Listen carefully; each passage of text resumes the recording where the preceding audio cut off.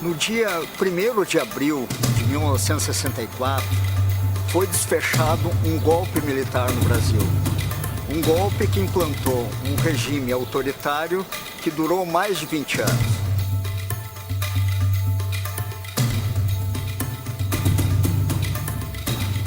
E os militares, a partir do adicional número 1, assumiram o controle de toda a nação sem qualquer garantia constitucional. E no Rio Grande do Sul foi muito pior do que no resto do Brasil. O presidente depois é o Jango aqui do Rio Grande. O homem, o principal líder da oposição brasileira, que estava fazendo a reação de resistência, era o Brizola. É muito importante registrar que o período era um período absolutamente distinto do atual. Principalmente um período em que o número de presos, mortos, assassinatos pela Operação Bandeirantes, nas celas do DOPS paulista ou das repressões regionais que existiam, este foi o período mais duro. A superação disso custou exílio, prisão. São talvez os anos mais trágicos, né? Onde a gente convivia com medo diariamente, com a repressão em cada esquina.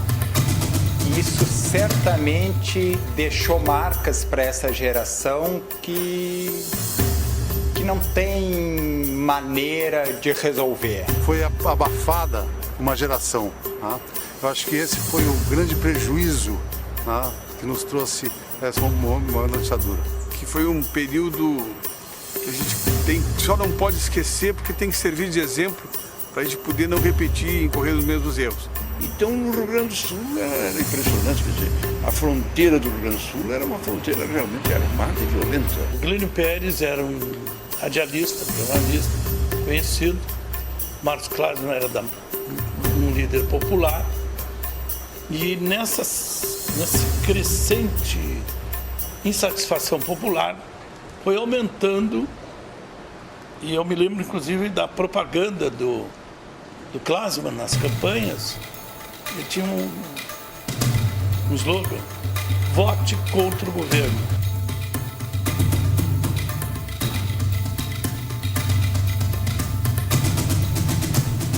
O panfleto, né, que marcou a campanha, que era a razão das perseguições policiais, era um panfleto que tinha o título de vote contra o governo.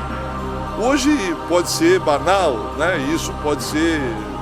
Votar contra o governo é ridículo, né? É o normal da oposição em qualquer regime democrático. Mas naquele momento, né, votar contra o governo era contestar a ditadura, o regime militar.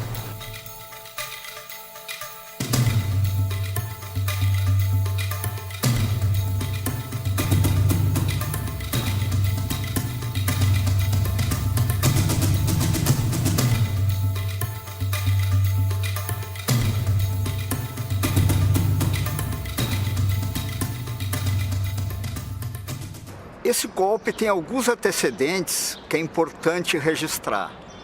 Primeiro, em 1950, se elege presidente da República pelo voto direto, já no processo democrático instaurado após 45, o Getúlio Vargas, que tinha um projeto de desenvolvimento econômico com forte intervenção do Estado.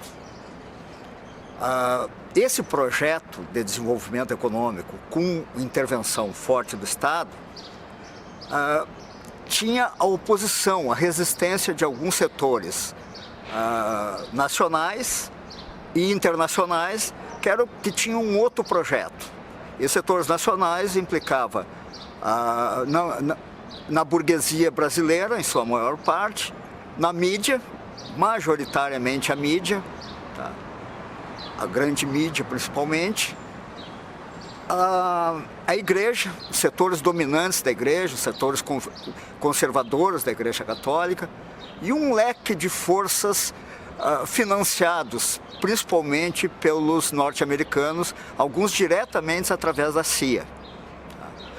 Esse projeto foi abortado foi abortado. Houve uma tentativa de golpe em 1954 já, ou seja, 10 anos antes do golpe de 64, que só foi abortado dramaticamente com o suicídio do Getúlio Vargas. Esse golpe foi adiado, então, mas as forças golpistas continuaram conspirando. E em 1961, com a renúncia do presidente eleito Jânio Quadros, deveria assumir o seu vice, João Goulart, o Jango. Acontece que o Jango vinha do mesmo corte político do Getúlio Vargas, a mesma concepção política do Getúlio Vargas, o mesmo partido e até a mesma cidade aqui do Rio Grande do Sul, São Borja. E os milicos se opuseram fortemente a que o Jango assumisse, porque constitucionalmente, na renúncia do presidente, assumiria o vice. Os milicos não queriam, já queriam dar o golpe naquela época. Bom, o Jango estava no exterior, estava em visita oficial à China, e houve todo um movimento de resistência ao golpe militar, principalmente aqui no Rio Grande do Sul, através do célebre Movimento à Legalidade, comandado pelo governador do Rio Grande do Sul, na época, o Leonel Brizola. Então, mais uma vez, a organização das forças populares, através de uma ampla mobilização comandada pelo Brizola, abortou a segunda tentativa de golpe. Infelizmente, os militares continuaram conspirando e aprenderam com as derrotas anteriores, com os golpes que não deram certo, os golpes frustrados, e infelizmente, em 1º de abril de 64, conseguiram desfechar um golpe militar que instaurou um processo autoritário no Brasil por mais de 20 anos. Agora, esse golpe militar, ele não se reduz aos militares. Na verdade, quem gerenciou todo esse período que chama-se ditadura militar foram basicamente os milicos, a burocracia militar, mas com um forte apoio de toda uma burocracia civil, de toda a parte expressiva da classe dominante, da mídia e até certo momento da classe média também. Esse golpe de 64 foi resultado de uma conspiração de forças civis e militares, por isso que, na verdade, o golpe de 64 foi um movimento cívico-militar, tá? Organizado pelas classes dominantes, apoiadas pelos norte-americanos, que inclusive apoiaram o golpe com todo um sistema de logística. A 7ª Frota estava estacionada na costa brasileira, inclusive. Conforme fosse o movimento de resistência, que era esperado por todos, e que no final a gente sabe, pelo fato histórico, é que não houve resistência nenhuma. Então não precisou haver intervenção dos militares.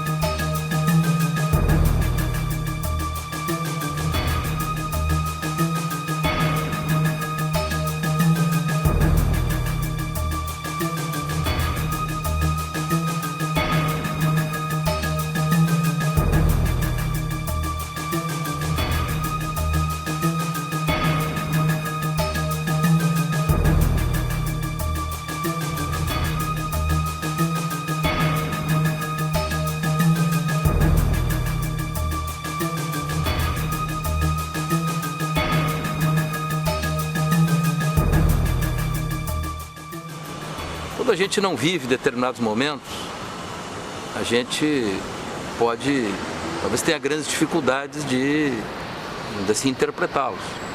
Mas é muito importante a nossa juventude saber que também neste momento existia uma grande articulação no âmbito da América Latina que era o ascenso dos chamados regimes autoritários, cuja lógica era costurada pelo que se chamou de Operação Condor, ou seja, era um grande plano das ditaduras latino-americanas de controlar o avanço da esquerda, das reformas, das mudanças, dos setores populares, dos setores progressistas, né, dos socialistas, dos comunistas, enfim, na América Latina. E era nesse cenário que nós tínhamos que nos movimentar. Não há dúvida nenhuma que o golpe do Rio Grande do Sul do Brasil não foi no Brasil. A Operação Brasil, Uruguai, Argentina, Chile, Paraguai, foi o americano que fez isso praticamente uma operação ao mesmo tempo. Então, foi dura no Brasil, mas no Rio Grande do Sul, pelo Brizola e pelo Jango. E porque os grandes líderes caçados, Darcy Ribeiro, Armino Afonso, estavam em Montevidéu, aqui o movimento realmente foi muito pesado.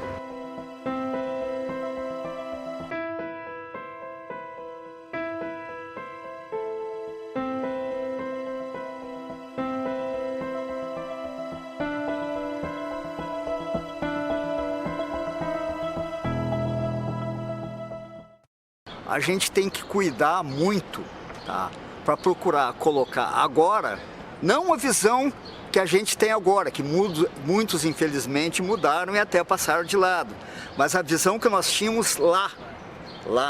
Isso que é importante frisar. Aquela geração, tá, foi influenciada por vários fatores e tal, pela Revolução Cubana,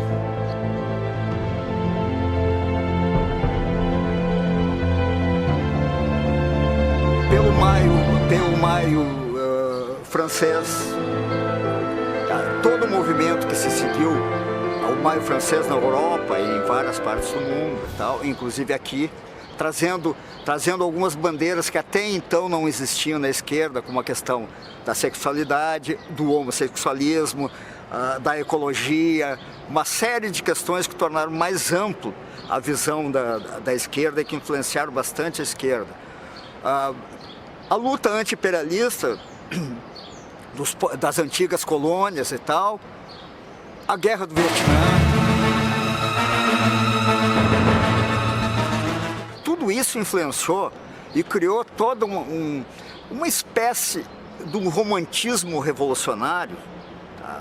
Acho que poderia dizer assim, muita gente pode discordar, mas era um romantismo revolucionário, mas um romantismo assim, ó, que vestia a camisa totalmente. Vestia a camisa totalmente ao ponto de abrir a camisa e tal e morrer pelo aquilo que estava pensando. E o que aconteceu com muitos companheiros e tal, que tombaram na luta e tal, dentro dessa visão. Uma visão totalmente desapegada de fatores materiais, de objetivos materiais e tal. Era uma juventude totalmente desprendida nesse sentido. Coisa que, infelizmente, hoje se vê muito pouco.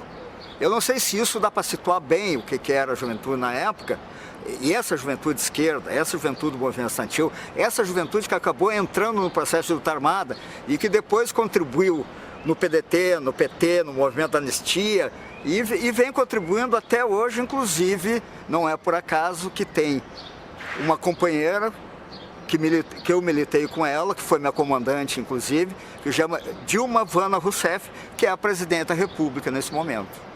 Começamos todo um processo em 64, 65, 66, de resistência, de defesa da UNE, de resistência democrática no movimento estudantil.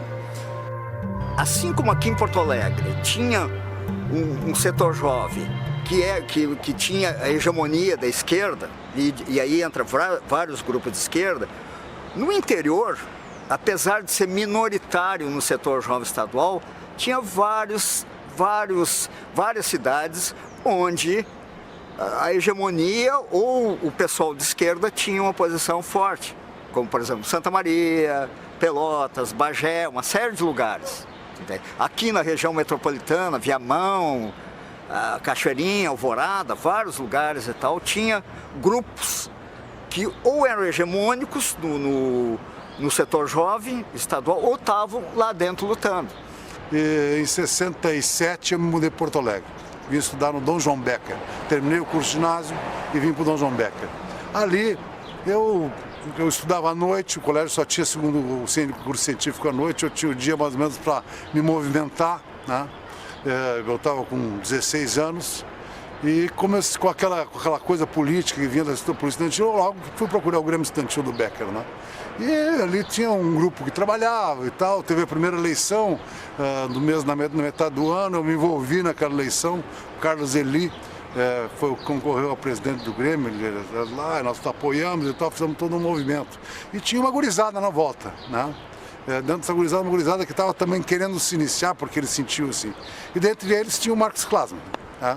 O Marquinhos era um guri que estava na volta, né? E, bom, nós passamos aquele ano com ele, com o Carlos Eli, trabalho para cá, trabalho para lá. O que aconteceu é que nós fizemos uma grande movimentação naquela escola e depois de uma arraigada eleição vitoriosa, como eu disse, com a gurizada, né? Me vi eleito presidente do Grêmio também do Dom João Becker. O Marcos trabalhava conosco, nós estávamos sempre juntos, só que nós ficamos apenas 15 dias, né, na direção do Grêmio, né? Ganhamos por 15 votos da eleição, uma eleição apertadíssima, onde votaram mais de 1000 dos estudantes da época, e nós ganhamos por 15 votos e ficamos, acho que não durou 15 dias, fecharam o Grêmio, acabou o Grêmio, e nós partimos para aquela coisa, que era justamente o que se vivia em 68, né? Embora a gente tenha esperneado para um lado e para o outro, a gente participava da Palmeiras se envolveu no processo, né? As pessoas, né, aqui em Porto Alegre eram muito efervescentes, só que estava naquele momento vivendo talvez o mais difícil momento da política estudantil, e foi ali, depois eu acompanhei, eu em 69 me formei, né? O Marcos continuou lá na escola e depois ele partiu para o movimento político. Acho que aquela escola que ele viveu ali foi para aquela carreira política brilhante que ele teve, né, no sentido de poder, de fato, expressar aquele sentimento que naquela oportunidade tinha sido reprimido, né? Que um depoimento a respeito do Marcos Klasman seguramente é um depoimento que me remete ao início da minha atividade política. Foi uma das grandes referências que eu tive, uma referência teórica, uma referência de quem era um estudioso, um acadêmico, de quem formulava questões políticas e de quem tinha a paciência de reunir madrugadas afora, fazendo a discussão da política, emitindo conceitos e nos ajudando, aqueles mais jovens que tinham a inspiração, que tinham a determinação de fazer essa transformação, mas que precisavam ainda de um conteúdo, que precisavam ainda do embasamento. Pois o Marcos foi esta verdadeira enciclopédia viva, né? Com experiência, com conhecimento, com grande leitura, né, de toda a trajetória da esquerda no mundo e no Brasil.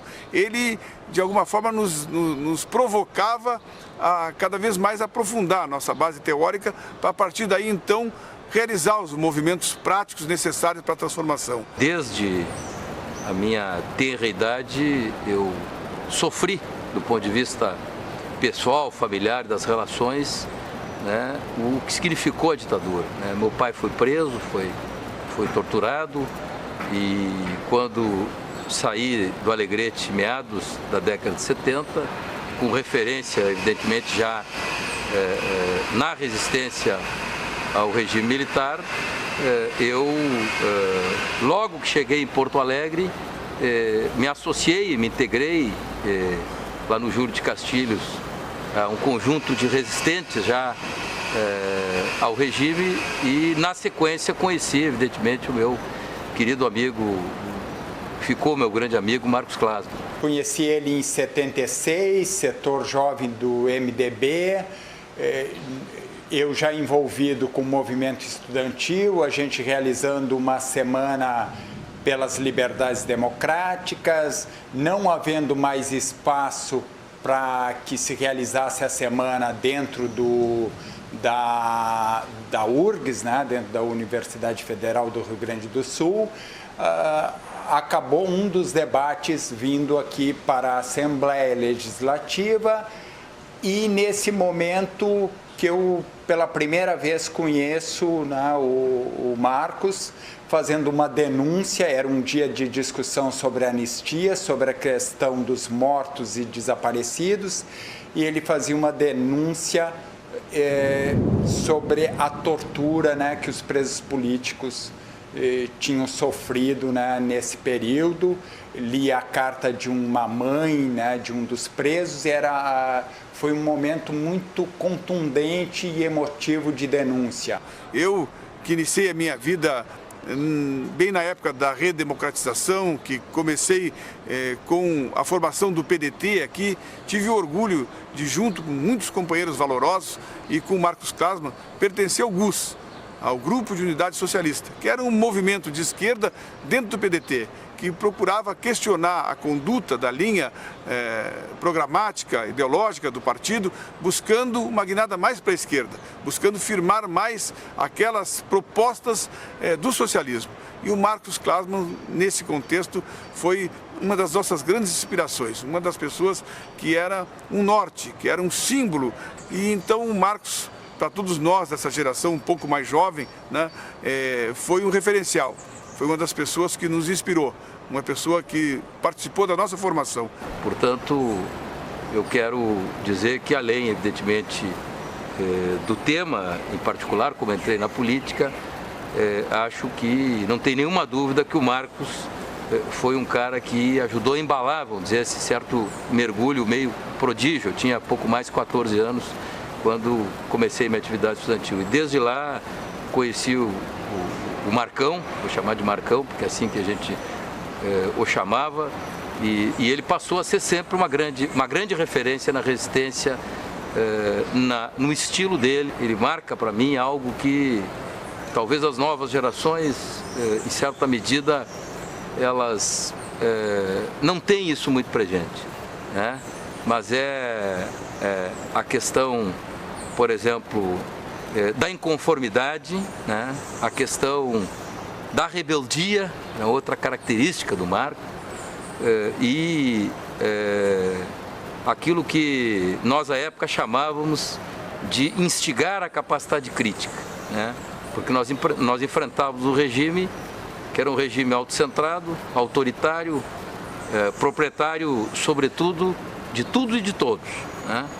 E então, para mim é muito forte, hoje, inclusive, quando relembro o período autoritário e suas atrocidades, eu ter tido a felicidade, ao longo, vamos dizer assim, desse início de forma prodígia na política, ter conhecido um conjunto de amigos, companheiros e companheiras, outros que infelizmente não estão entre nós, como o Marcão, outros que estão até hoje na luta com a gente, mas para mim foi uma enorme felicidade poder ter encontrado, ter convivido, ter partilhado, né, ter sido parceiro do tempo de uma figura humana, de um quadro, né, com a capacidade ética, com a postura, com a conduta, com a firmeza do Marcão.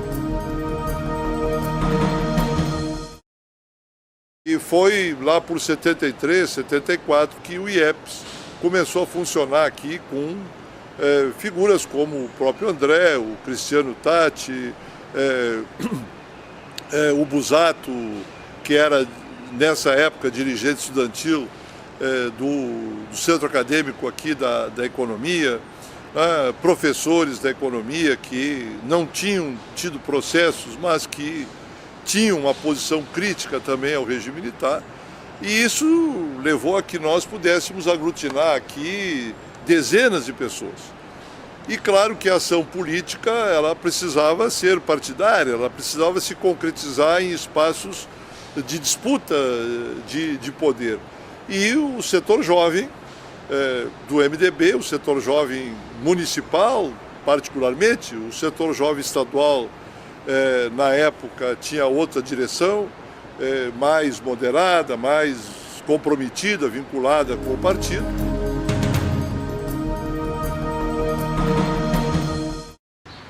Surgem 2 anos depois, em 1976, as eleições para prefeitos e vereadores.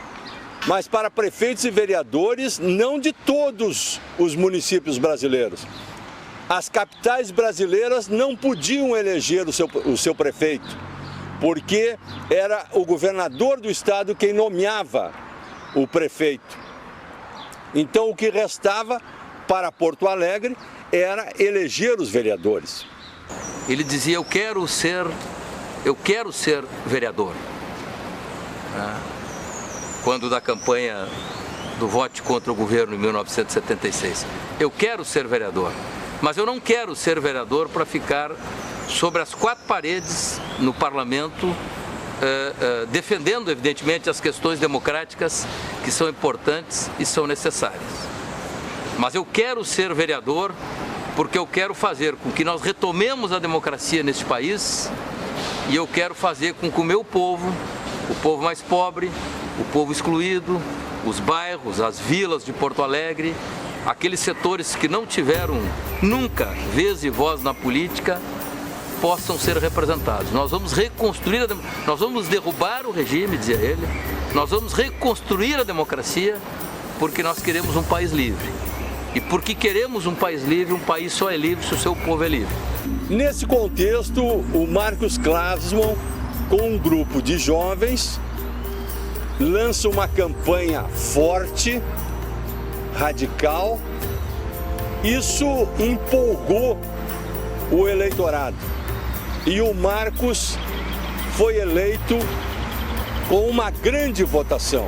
Se abria um espaço não só do trabalho dentro do partido, mas também de um trabalho de formação política, de reorganização dos movimentos sociais.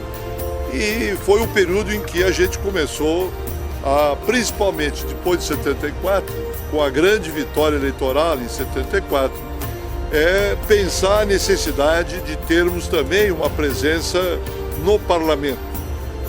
E a juventude passou a discutir isso e naturalmente, a candidatura em 75, 76, a candidatura do Klassmann às eleições municipais, ela brotou naturalmente, porque era a figura, digamos, que melhor aglutinava o setor jovem do MDB.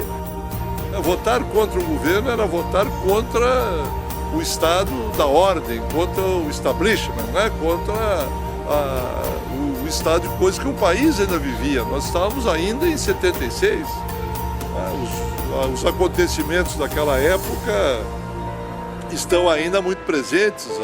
A repressão ao PCdoB, a repressão, a morte do Herzog, enfim.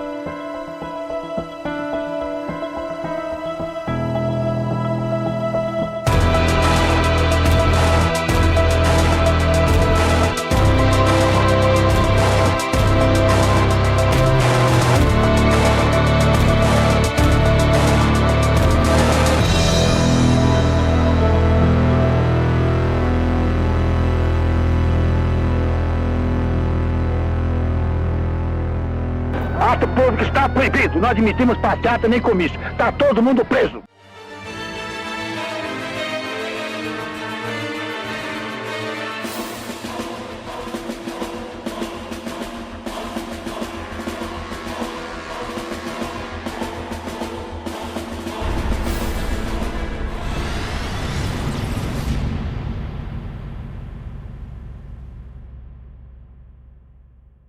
Num determinado momento, numa manifestação, talvez seja o episódio mais emblemático, porque um episódio singular, numa manifestação contra a ditadura em agosto de 78, onde o Oi Nós Aqui Travês tinha incentivado os artistas a irem para a rua com faixas e bandeiras pela liberdade de expressão, contra a censura.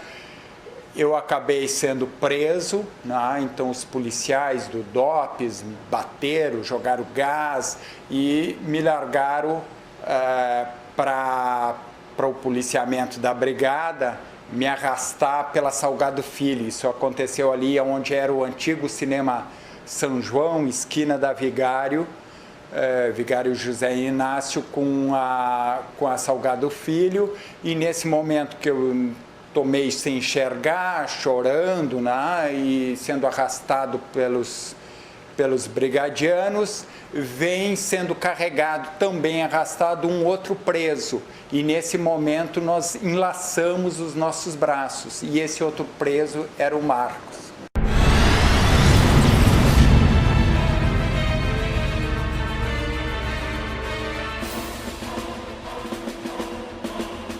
E a gente vai arrastado por toda a Salgado Filho, que estava fechado para o trânsito, né? Então só a polícia fazendo o seu trabalho de repressão, levando os presos para os camburões que estavam situados ali na frente do antigo Cinema Vitória, na esquina da Borges com Andrade Neves. E nesse momento a gente é jogado para dentro do camburão e o Marcos, naquele momento eu vejo que os policiais reconhecem quem ele é e batem nele, né? Tem uma ação mais agressiva de violência do que com os outros que estavam sendo detidos naquele momento da manifestação. A gente é jogado para dentro do camburão, somos carregados para um posto policial, que depois eu vou saber que se situava na rodoviária de Porto Alegre.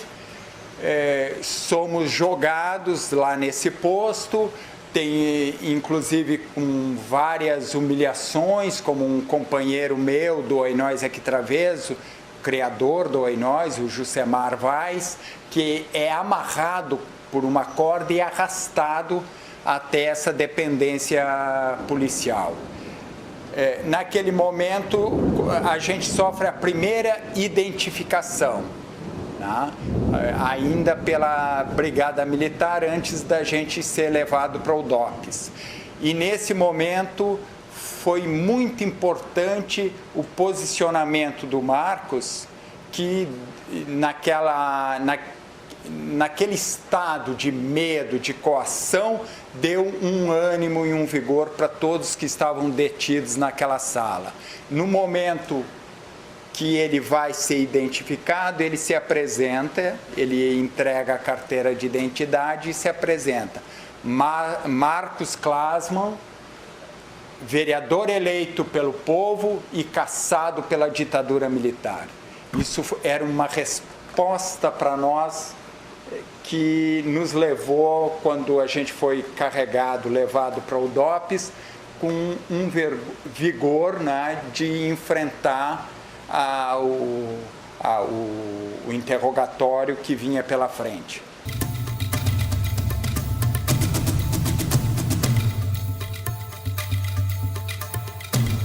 O motivo que deu a cassação ao Marcos Klasman e ao Glênio Pérez foi um discurso. Porque essa legislatura da cassação, ela começou no dia 1º de janeiro de 1977. Porque havia esse radicalismo ideológico.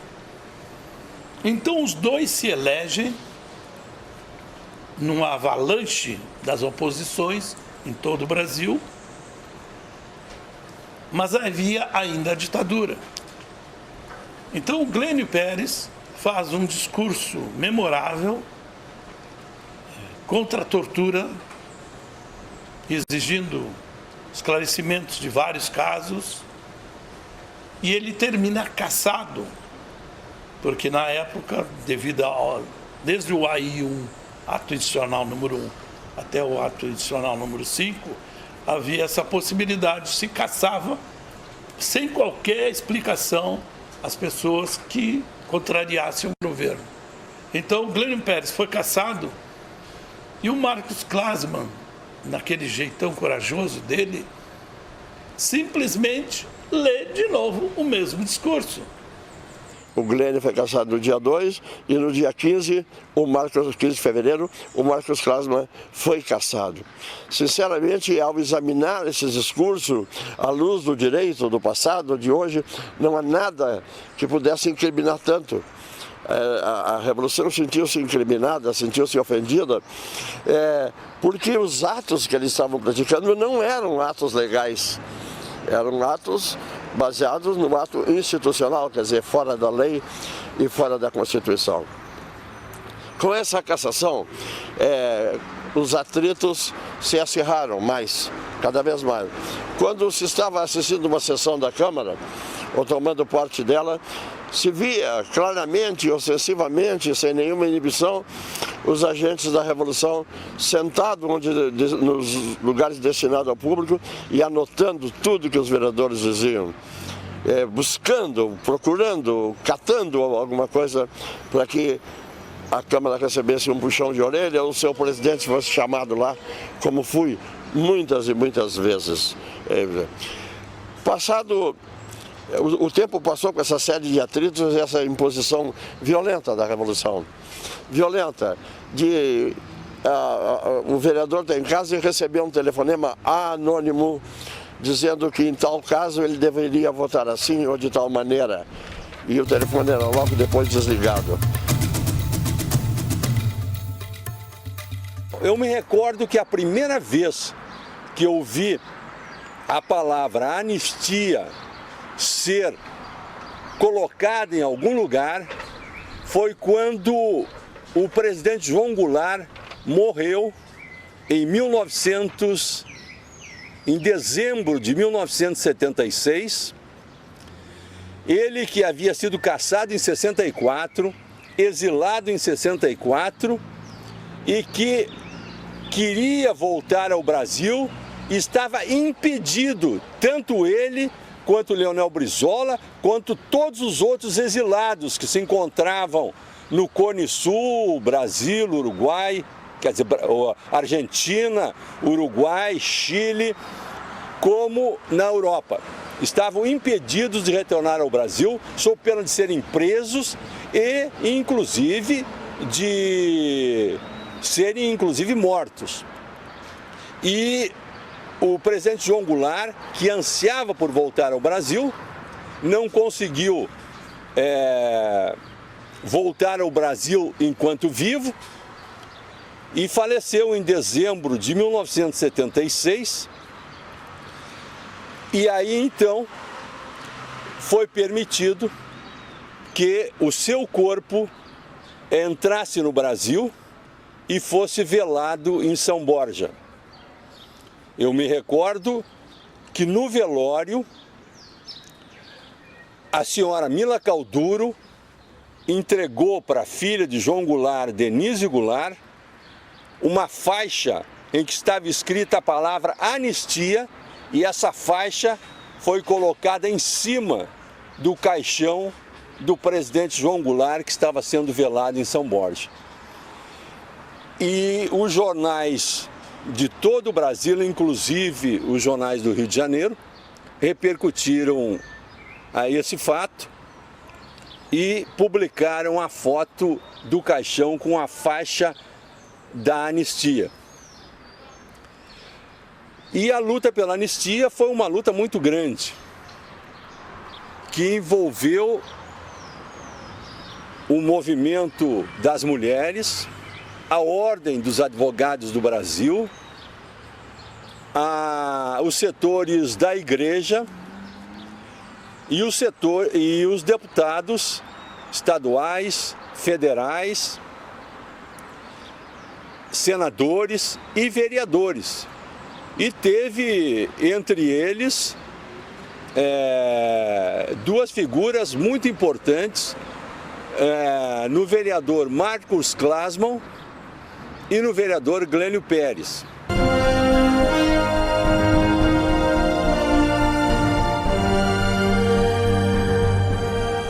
E em 1979 é decretada a anistia política no Brasil. E aí acontece um fenômeno que só ocorreu no caso dos dois, ou seja, os dois poderiam reassumir, já que com a anistia política eles ainda tinham um pedaço de mandato a cumprir. Então começou uma balbúrdia, uma confusão. A Arena, que era o partido do governo, ela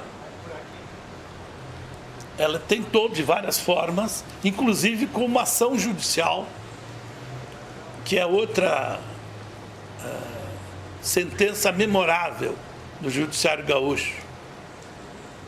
Houve um juiz chamado Mário Rocha Lopes, que é outro dos meus gurus. Como é bom a gente ter gente boa, decente, correta. Ele fez uma sentença memorável e, em síntese, ele diz: digo não ao arbítrio. Olha, isso aí é uma coisa que me emociona até hoje. Então ele deu a base jurídica para que os dois pudessem reassumir. E aí começou uma correria, foi marcado o dia para reassumir o mais rapidamente possível, senão os militares intervinham, indicavam.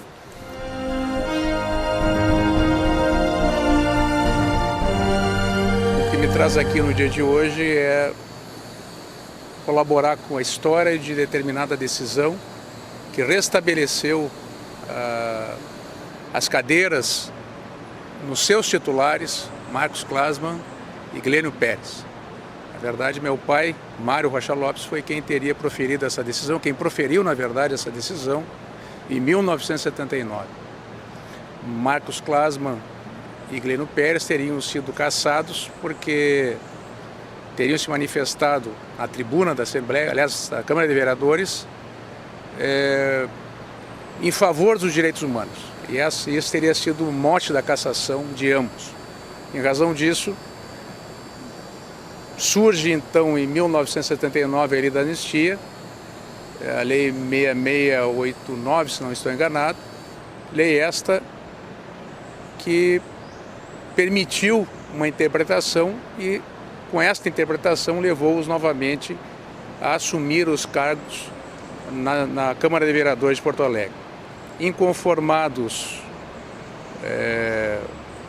com esta nova assunção,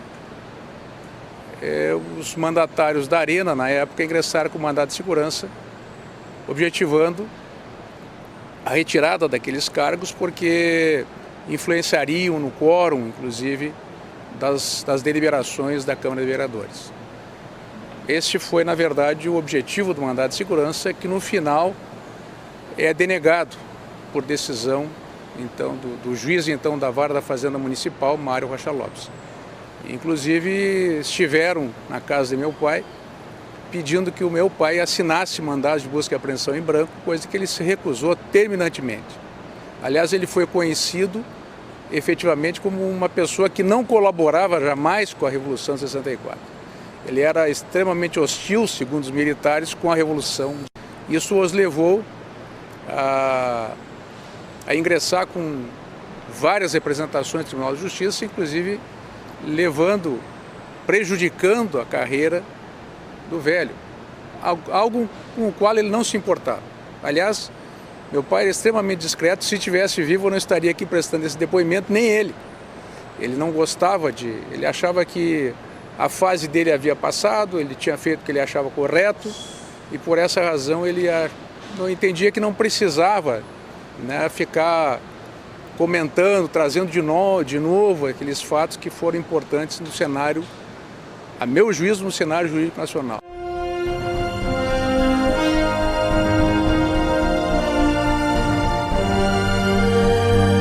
Eu recebi um telefonema violentíssimo, agressivo, do ministro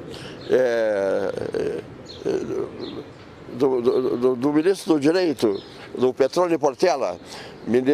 O Petrônio Portela me deu um telefonema dizendo mais ou menos o seguinte: eu vou empastelar essa Câmara, porque os oficiais jovens não admitem que dois caçados e acusados de esquerdismo sejam novamente empossados e voltem a ocupar suas tribunas. E vou empastelar porque não tenho como segurar os oficiais jovens. Eu sempre tratei essas autoridades com respeito e como cidadão trata uma autoridade. Eu disse, senhor ministro, Ele disse que não conseguiria segurar a democracia, os oficiais jovens não iam se aquietar com esse ato. Eu disse, veja, senhor ministro, há pouco Vossa Excelência falou em democracia, e como é frágil a democracia brasileira, que um vereador da 5ª capital do país pode manter ou não a democracia. É uma incoerência, uma coisa que não tinha coerência. Aí ele disse, bem, então a sua resposta é negativa. Eu disse, negativa para não dar posse. Ele disse assim, o senhor não vai mais ser advertido. Nós vamos empastelar a Câmara. Ficamos esperando. Logo depois desse telefonema, o comandante do 3º Exército, a 3ª Região Militar, me chamou também. Tinha nas mãos um dossiê, e eu não sei se era referente a mim, e primeiro me pediu, depois então me ameaçou e advertindo que de fato a Câmara seria tomada pelo Exército. De repente nós ouvimos um apito, tipo desse apito de futebol, bem alto, e diversos carros de transporte de tropa encostaram na frente da Câmara, ali onde, na Prefeitura Velha, né? E desembarcaram muitos soldados e cercaram a Câmara. E nesse instante em que a Câmara está cercada, eu recebi um telefonema e eu avisei o deputado que me telefonava, que era o Romildo Bolzan, olha, a Câmara está cercada, parece mesmo que vão invadir. Estão com sentinelas na porta de entrada central, não entra ninguém, nem quem vai pegar os impostos. Entendeu? Estão deixando sair, mas entrar não entra ninguém. Aí o Romildo Bolzan me disse, mas temos que dar posse a esses 2 homens, dessa injustiça que sofreram. Tu já anunciaste, foi anunciado na imprensa do centro do país, temos que dar posse para esses homens. Eu vou verificar uma forma de nós colocar, se eu colocar eles aí dentro da posse, se eles comparecerem aqui no plenário, eu dou posse. Não importa quem esteja no plenário. Então o Romildo Bolzan mandou umas pessoas que entravam, não podia entrar, né? As pessoas alegavam um motivo qualquer e entravam na porta central da prefeitura e um grupo saía e se praticou uma movimentação, né? Para que o Glênio e o Klasman entrasse dentro da prefeitura sem ser notado. E é claro que todo aquele grupo de militares não podiam conhecer o Glênio, claro, não um outro de cima da cúpula conheceria, por certo, né? Então fizemos esse esquema e o Glênio e o Klasman entraram no plenário da Câmara. Quando chegaram no plenário da Câmara, eu estava com tudo montado e pronto para dar posse para eles, né? Então assim que eles sentaram no plenário, eu disse que estava aberta a sessão, está aberta a sessão. A finalidade da sessão é dar posse para 2 que foram cassados por um ato institucional que já não vige mais, não está em vigência. E logo não tem essa força de manter tudo isso aí. Pois bem, estão abertos o trabalho, estão empossados os vereadores Glênio e Marcos Klasman, dos seus legítimos mandatos, eleito ali na época, eleito cada um deles com a votação tal, o Glênio com votos tal, e Marcos Klasman com tantos votos assim, e estão encerrados os trabalhos. Aquele cerco da... Alguém perguntaria, mas e o cerco da Câmara de Vereadores? Pois o cerco da Câmara de Vereadores, eles que não tinham conhecimento de que estava se dando posse lá a quem eles estavam ali para impedir, para não entrar, né? Eles não tomaram conhecimento disso, então talvez só no outro dia pelos jornais.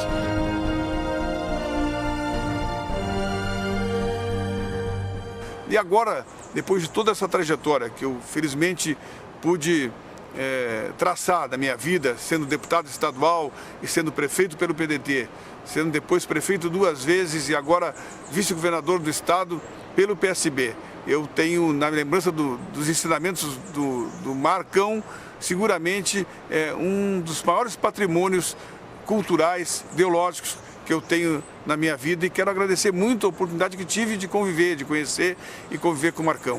Tenho certeza que tudo que nós estamos avançando agora ainda com correções necessárias de rota para fazer, tenho certeza que muito se deve àquilo que nós lá no início dos anos 80 construímos juntos e serve de base para tudo aquilo que agora estamos realizando neste momento da vida política do Rio Grande do Sul.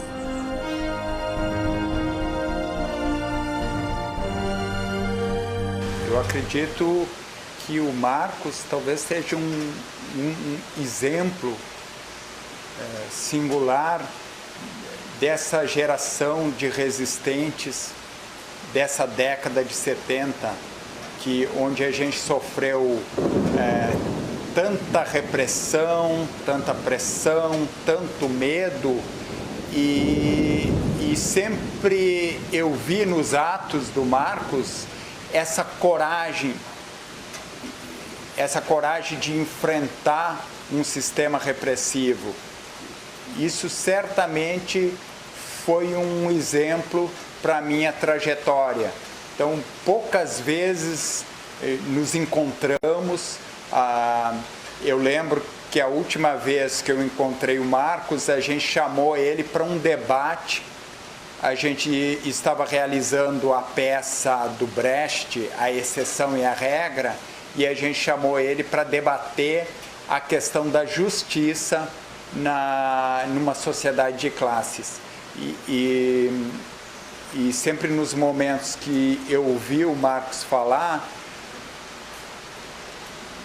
para mim sempre me tocou profundamente pela clareza e por essa questão de coragem. Acho que talvez a palavra seja coragem para enfrentar aquele momento que se viveu nos anos 70 e a coragem que a gente precisa para enfrentar esses anos que a gente vive agora. A coisa que eu acho que é importante, que até hoje não foi feita, é tentar mostrar aos jovens de hoje o que foi aquele período. Mostrar de uma forma objetiva, concreta, quem foram as pessoas, o que fizeram, o que aconteceu, resgatar a nossa história. Então, eu ainda penso que, além disso, se deva abrir todos os documentos secretos que existem. Com o Marcão, nós aprendemos que o que dá identidade para um projeto político, o que dá identidade para uma visão de sociedade, o que dá identidade e condições para você mudar e transformar, é você ter um programa de conteúdo estratégico que afirme a ideia de que você poderia construir um país, um estado ou um município com identidade local, com identidade forte, com base nesses princípios de mudança e transformações, mas que tudo isso tivesse colado aos interesses e à necessidade do nosso povo mais oprimido e que mais necessitava de reais e fundamentais políticas públicas.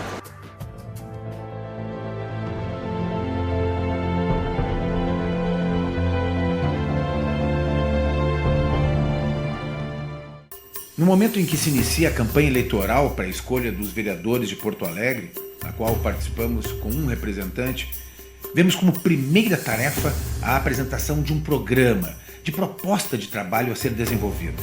Uma proposta que não se limita apenas à Câmara de Vereadores, mas que é para ser levada nos bairros, nas vilas, nas fábricas, nas empresas, nas escolas. Não queremos, portanto, a prática eleitoral sustentada em promessas e favores que, passando o período eleitoral, ou são esquecidas ou, quando cumpridas, não contribuem em nada para modificar a situação no que é fundamental. Porto Alegre tem uma população que anda por volta de 1 milhão de habitantes. Sua distribuição, porém, dá-se em bairros bem diferentes.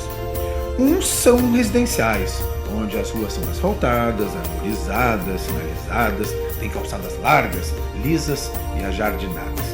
Recebem serviço de água, luz, lixo e esgotos. À noite são iluminadas e policiadas. Os prédios são espaçosos, bonitos e luxuosos. O transporte preferido é o carro particular. Mas também são servidos por boas linhas de ônibus e alguns chegam a ter transporte seletivo, com ar-condicionado, rodomoças e jornais. Nestes bairros vive a pequena minoria de altas rendas. Os outros são os bairros populares, os da periferia, tem lixo, mau cheiro e fumaça. Mas não tem asfalto, nem calçadas, nem esgotos, nem valetas, nem iluminação, nem policiamento. Nada. As casas são pequenas, velhas, feias e amontoadas. O transporte é o ônibus cheio, quando existe. Nestes bairros vive a grande maioria, os de renda baixa. Essa realidade só pode gerar uma administração altamente centralizada na cabeça de um prefeito que não foi escolhido por nós, mas pelo governador, que também não foi escolhido por nós, mas pelo presidente, que também não foi escolhido por nós. A Câmara de Vereadores é escolhida pelo voto popular. A maioria dos vereadores é do MDB, só que a Câmara atualmente não decide nada, não impõe nada, não manda nada, ela só pode reclamar e sua margem de ação é bastante pequena. Assim há uma clara divisão entre os que mandam e os que podem mandar. Os que mandam não são escolhidos por nós. Os que escolhemos não podem mandar. A ação organizada em associações fora do controle do governo permitem o avanço de luta. Pela aplicação dos dinheiros públicos em favor da maioria do povo, saneamento básico, água, luz, escola e transporte. Pela participação e controle dos organismos de base, associações de bairro, estudantis, comissões de fábrica, nas decisões administrativas. Contra a exploração imobiliária e por leis que garantam os inquilinos. Pela estatização do transporte coletivo urbano e o estabelecimento de tarifa social, pela liberdade de expressão e organização para toda a sociedade, pela liberdade sindical e direito de greve, pela extinção de todas as leis de exceção, quais 5, pela anistia ampla e irrestrita, pela defesa permanente dos direitos humanos, pela Assembleia Constituinte eleita livremente e com anterior liberdade de organização e propaganda para qualquer partido político.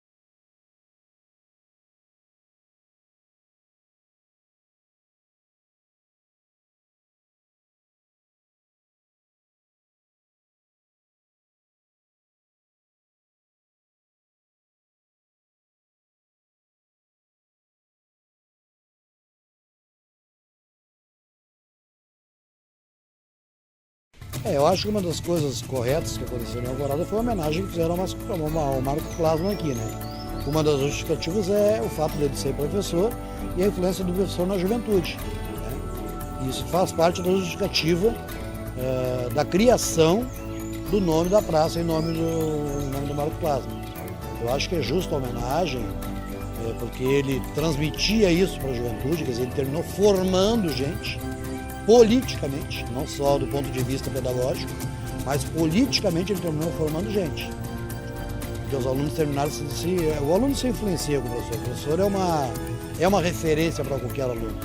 E o Marcos, como professor, ele era uma referência do ponto de vista pedagógico, mas também do ponto de vista político. E eu acho que a criação da praça com o nome dele foi de extrema justeza, de extrema valia, e eu acho que o reconhecimento do trabalho de uma pessoa que muito ajudou a formação política do nosso estado. Então o jovem tem que sim participar, o jovem tem que interferir, ele tem que se interessar pela política. Ele não precisa viver aquilo, o fanatismo, da forma dele, se expressar da forma dele, da roupa dele, do gesto dele, da galera dele, da tribo dele. As tribos de jovens têm que se reunir e fazer suas interferências políticas. Deixo isso como recado, deixo isso como uma indicação, como uma sugestão. O jovem tem que participar da vida política porque depende do jovem o futuro do país também. Passou o braço? Não. Tá escoradinho aí, né? Deu?